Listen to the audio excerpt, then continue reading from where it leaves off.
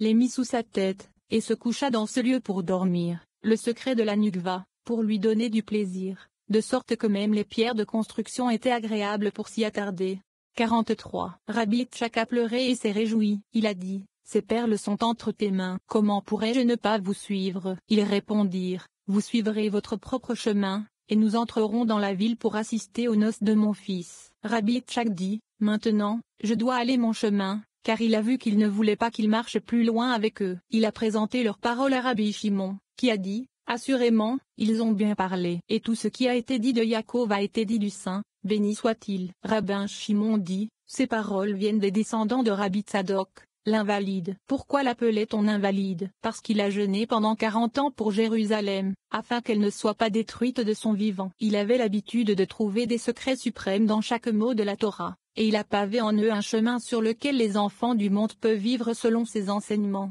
44. Rabbi Tchak dit, peu de jours se sont écoulés avant que je ne rencontre cet homme et son fils cadet. Je lui ai demandé, où est ton autre fils? Il répondit, je l'ai épousé, et maintenant il reste avec sa femme. Il m'a reconnu et a donc dit, en vérité, je ne t'ai pas invité à la célébration du mariage de mon fils pour 3 raisons. La première est que je ne te connaissais ni ne te reconnaissais, et un homme est invité selon son honneur. J'ai pensé que tu étais peut-être un homme digne, et que je risquais de porter atteinte à ton honneur. La seconde est que vous étiez peut-être pressé sur votre chemin, et je ne voulais pas vous déranger. Et enfin, c'était pour que vous ne soyez pas déshonorés par les membres de la fête, car il est de notre coutume que tous ceux qui mangent à la table des mariés leur prodiguent des cadeaux et des présents. J'ai répondu, que le Saint, béni soit-il, vous juge avec bonté. J'ai demandé, quel est ton nom? Il a répondu, Sadok le Petit. À cette époque, j'ai appris de lui 13 secrets suprêmes de la Torah, et de son fils. J'ai appris 3 secrets, l'un relatif à la prophétie et l'autre au rêve,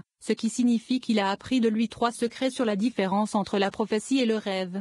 8. Prophétie, vision, rêve. Dans cette section extrêmement importante et mystérieuse du Zohar, les rabbins établissent des distinctions complexes et subtiles concernant la nature des prophéties, des visions et des rêves. Ils appliquent ensuite leurs conclusions au rôle des Juifs en exil. Rabbi Tchak poursuit sa discussion avec Tzadok le Petit, son compagnon des versets précédents. Bien que les rêves, les prophéties et les visions soient tous envoyés par l'ange Gabriel, nous apprenons que les rêves sont un moyen relativement inférieur d'illumination. Les visions et les rêves peuvent varier considérablement en nature, selon le niveau de conscience de ceux qui les reçoivent, et de ceux qui sont capables, ou non, de les interpréter. De plus, un rêve peut parfois être utilisé pour expliquer la signification d'une vision éveillée. Les rabbins utilisent le puissant symbolisme de l'histoire de l'échelle de Yaakov pour expliquer comment les rêves et les visions relient la conscience humaine au royaume supérieur. Lorsque les enfants d'Israël sont pécheurs, leur péché s'exprime en partie par le fait que le Créateur se détourne d'eux et accorde le don de son inspiration à de grands dirigeants d'autres pays, qui pourraient un jour devenir les ennemis d'Israël. De même, lorsque le roi Salomon tombe dans le péché, il se voit refuser le niveau de vision qu'il avait autrefois inspiré pour la construction du temple de Jérusalem. Il ne doit désormais compter que sur les rêves pour s'inspirer. Cela aboutit au triste déclin du paganisme et à la ruine politique et financière que le roi et son royaume subiront par la suite. Enfin, il nous est dit qu'en vieillissant, la vision intérieure d'un homme diminue autant que sa vision extérieure ou sa vue. La pertinence de ce passage, la lumière libérée par les lettres hébraïques nous incite à encourager à suivre les conseils des visions et des rêves, tant au niveau conscient que subconscient. Pendant le sommeil, nos rêves s'élèvent vers les niveaux supérieurs des royaumes spirituels, où nous sommes assistés, de manière subtile, par la sagesse et la lumière céleste du Créateur dans tous nos efforts. 45. Il demande, quelle est la différence entre une prophétie et un rêve? Une prophétie fait partie du monde des hommes, et un rêve fait partie du monde des femmes. La Nukva de Zahir Anpin. Entre eux, il y a 6 grades, car la prophétie fait partie du Neza et du Hod de Zahir Anpin, et le rêve fait partie du Hod de la Nukva. Entre eux, il y a le Yesod du Zahir Anpin et le Zed, le Gura, le Tiferet, le Netza et le Hod de la Nukva, qui constituent 6 grades. 2. Une prophétie est à droite et à gauche, c'est-à-dire, Netza et Hod, et le rêve est à gauche, c'est-à-dire, en Hod. 3. Un rêve émane vers le bas de quelques grades jusqu'à l'ange Gabriel, dont les hommes recevant l'illumination des rêves. Par conséquent, les rêves existent partout dans le monde, même en dehors d'Israël. Cependant, un homme voit selon son grade, et selon l'homme, tel est son grade. Cela signifie qu'il n'est pas le même pour chaque homme. Mais la prophétie n'émane pas du Malkout d'Atsilu, mais elle brille là où elle est, dans la Nukva. l'endroit de Zahir Ampin, qui est le secret de la terre d'Israël, et des prophètes qui se haine inspirent. 46. Venez et voyez, il est écrit, il rêva, et voici une échelle dressée sur la terre, dont le sommet atteignait le ciel, et voici les anges d'Élohim qui montaient et descendaient dessus. Bereshit 28, 12. Il a ouvert la discussion avec le verset, la parole d'Hachem vint, et Yoaya, à Yeshezkel, fils de Buzi, dans le pays de Kassedim, près de la rivière Gvar, et la main d'Hachem fut là sur lui. Yeshezkel 2.3. Les mots Yoaya, li, être, était, indiquent que cette prophétie était spécifique à cette époque, car elle était nécessaire pour renforcer ceux qui étaient en exil afin de leur faire savoir que la Shekhinah était partie en exil avec eux. Par conséquent, Yeshezkel a vu ce qu'il a vu, ce qui ne s'appliquait qu'à cette époque, et bien que le lieu n'était pas digne d'elle, car les lieux hors d'Israël ne sont pas dignes de la prophétie, l'écriture dit Yoaya, ce qui signifie qu'il y a quelque chose de nouveau ici, que la prophétie vit hors d'Israël. Il demande, pourquoi l'écriture sainte dit-elle deux fois, Yoaya? Il répond, l'un est en haut, dans le Zahir Ampin, et l'autre est en bas, dans le Nukva, comme il est écrit. Cela signifie qu'elle reçoit la lumière de Tchassadim en haut dans le ciel, Zahir Ampin, et reçoit en bas, de la Nukva appelée terre, la lumière de Shoma. Ainsi, dans Yoaya, l'un signifie l'être de Tchassadim au-dessus, et l'autre signifie l'être de Shoma au-dessous. 47. Venez et voyez, cette échelle a été renforcée par deux mondes, en haut dans le Zahir Ampin et en bas dans le Nukva, d'où, dans le pays de Kassedim, près de la rivière Gvar. Yeshezkel 2.3. La terre de Kassedim est le lieu de l'exil, c'est-à-dire la terre hors d'Israël. Néanmoins, c'est près de la rivière Gvar. Qu'est-ce que la rivière Gvar? Cela signifie qu'elle était déjà, Gvar. Là, la Shekhinah y habitait avant cela, comme il est écrit, et un fleuve sortit d'Éden pour arroser le jardin. Bereshit 2h10. Le fleuve étant le secret de Bina, et le fleuve Gvar est l'un des 4 fleuves qui ont découlé du fleuve qui est sorti d'Éden, le fleuve d'Euphrate à Babylone, parce qu'il l'habitait auparavant et qu'il était déjà sur lui, Gvar. Maintenant aussi il l'habite et a été révélé à Yeshezkel. 48. Venez et regardez, et il rêva. Il demande, comment se fait-il que pour le saint Yaakov, l'élu des patriarches, Hachem se soit révélé en rêve, et que dans un lieu aussi sacré, Bethel, qui fait partie d'Israël, un lieu digne de la résidence du Shekhinah, il n'ait vu Hachem qu'en rêve? Il répond, Yaakov n'était pas encore marié, et était par conséquent incomplet dans son corps. De plus, Itchak était encore en vie et le moment de son ascendance n'était pas encore arrivé. C'est pourquoi il est écrit qu'il a rêvé et non qu'il a eu une vision pendant qu'il était éveillé. Vous pouvez vous demander pourquoi, après son mariage, il est écrit, j'ai vu en rêve. Bereshit 31 2.10. C'est parce qu'il se trouvait hors d'Israël, à Padan Aram, et que Itchak était encore en vie. C'est pourquoi il est écrit qu'il a rêvé. 49. Ensuite, lorsqu'il vint en terre sainte avec les tribus et que la femme stérile fut perfectionnée avec elle, et être une joyeuse mère d'enfants. Tehillim 113 2.9. Et il s'est trouvé avec son époux et a été en terre d'Israël. Il est écrit, et Elohim apparut à Yaakov. Bereshit 35 2.9.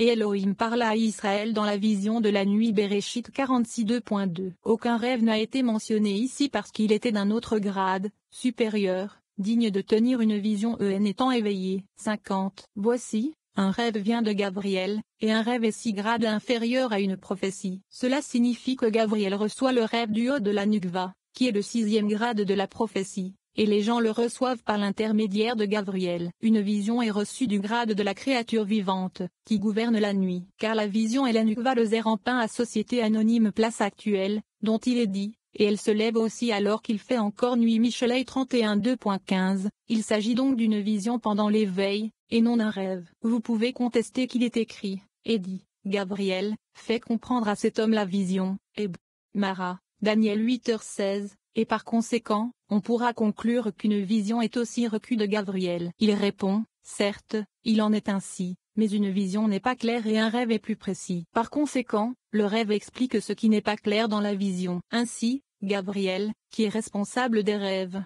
a été choisi pour expliquer les mots vagues de la vision. 51. C'est pourquoi il est écrit, dans la vision, Marais, qui est dérivé de la même racine et il regarda, et verra, et je vis, et verra. La raison en est que le miroir est comme un miroir, et Mara, de verre poli, dans lequel on voit toutes les formes devant lui. Par conséquent, il est écrit à son sujet, et je suis apparu, verra, à Abraham par le nom d'El Shaddai, Shemo aussi 2.3, car le miroir, la Nukva, dit, j'ai montré l'image d'Hachem par El-Shaddai, car c'est le miroir dans lequel on voit les images des autres et toutes les formes des grades suprêmes. 52. Par conséquent, à l'époque précédant le Vêt de Yaakov, il est écrit de lui, il rêva, et voici une échelle dressée sur la terre. Bereshit 28 2.12. Quelle est cette échelle? Il s'agit d'un niveau dont découlent tous les autres niveaux, à savoir, la Nukva, la porte de tous les niveaux, et son sommet atteignait le ciel. Il atteint effectivement le sommet pour se connecter au ciel. Il demande, quel sommet? Il répond, le sommet de l'échelle. Et qu'est-ce que c'est? Celui dont il est écrit, le sommet, lit, tête, du divan. Bereshit 47 2.31, à savoir, Yesod, la tête de la Nukva appelée couche. Et Yesod est la tête du couche parce que c'est à la tête du divan, la Nukva, qui brille de sa lumière à partir d'Yesod. Il est donc considéré comme société anonyme tête, et atteint le ciel, parce que c'est la partie finale du corps, Tiferet, appelée ciel. Car Yesod est attaché sous Tiferet, situé entre le supérieur, Zer en pain et l'inférieur, Nukva, comme le membre de l'alliance, la partie finale du corps, se trouve entre les cuisses et le corps. C'est pourquoi l'Écriture dit, atteint le ciel, car le sommet de l'échelle, le Yesod Zahir Anpin, atteint le ciel, car il s'approche de Zahir Anpin, appelé ciel. 53. Et voici les anges d'Élohim qui montent et descendent sur elle. Bereshit 28 2.12. Ce sont les ministres de toutes les nations qui montent et descendent cette échelle. Lorsque les enfants d'Israël sont pécheurs, l'échelle est abaissée et les ministres montent. Lorsque les enfants d'Israël améliorent leurs actions, l'échelle s'élève. Tous les ministres descendent et leur gouvernement est annulé. Tout dépend de cette échelle. Ici, Yaakov a vu en rêve le gouvernement d'Ésav et celui du reste des nations. 54. Une autre explication du verset est voici les anges d'Élohim qui montent et descendent dessus et que l'échelle est utilisée pour monter et descendre par son sommet. En effet, lorsque le sommet, Yesod, est enlevé, l'échelle cède et tous les ministres règnent à nouveau. Lorsque le sommet est à nouveau fixé, l'échelle s'élève et ils perdent tous leur pouvoir de gouverner. Tout ceci n'est qu'une seule et même chose, et les deux explications sont essentiellement en accord. 55. Il est écrit, Hachem apparut en rêve à Salomon, la nuit, et Elohim dit, demande ce que je te donnerai. Melachim 3 2.5. Il demande, on peut se demander pourquoi il s'agissait d'un rêve, c'est-à-dire pourquoi il a été reçu par l'intermédiaire de Gabriel. De quel droit le grade du rêve a-t-il le droit de lui dire, puisqu'il n'est qu'un ange, demande ce que je te donnerai. Il répond, ici, un grade était inclus dans un grade, le grade supérieur, le Nukva de Zahir Anpin, la racine du rêve, était inclus dans et habillé par le grade inférieur, à savoir, le grade de Gabriel. Le Nukva lui a dit, demande ce que je te donnerai, car il est écrit, et Elohim dit, qui est un nom du Nukva. La raison pour laquelle il ne lui apparaît que dans un rêve est que jusqu'alors Salomon n'était pas complet. Une fois qu'il a été perfectionné, il est écrit, et Hachem donna à Salomon la sagesse. Melachim 5h26. Et la sagesse de Salomon excella ibidem 10. Car la lune, la Nukva, était alors pleine et le temple était construit. Ce n'est qu'à ce moment-là que Salomon a vu la sagesse pendant qu'il était éveillé, il n'avait plus besoin de rêve. 56. Mais après avoir péché, il a dû recourir à nouveau au rêve. C'est pourquoi il est écrit, qui lui était apparu 2 fois. Melachim 11 2.9. Il paraît problématique qu'il ne lui soit apparu que 2 fois, mais l'explication est que du point de vue de la qualité d'un rêve, il ne lui est apparu que 2 fois.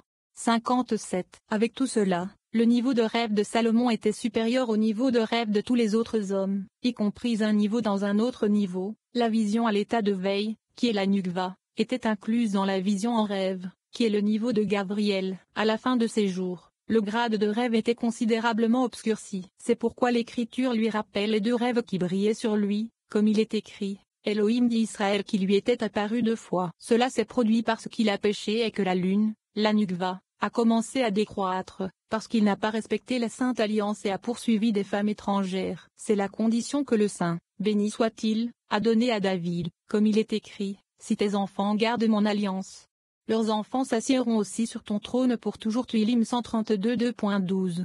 58. Quel est le sens de pour toujours? C'est comme il est écrit, comme les jours du ciel sur la terre. Devarim 11h21. Parce que Salomon n'a pas respecté l'alliance comme il aurait dû le faire, la lune a commencé à décroître. À la fin, il dut à nouveau recourir au rêve. C'était également le cas de Yaakov, car il n'était pas complet, comme nous l'avons déjà mentionné. 9. Et Voici, Hachum se tenait au-dessus. Ce passage explique davantage la vision de Yaakov de l'échelle. Il clarifie son rôle particulier au sein du peuple élu et sa position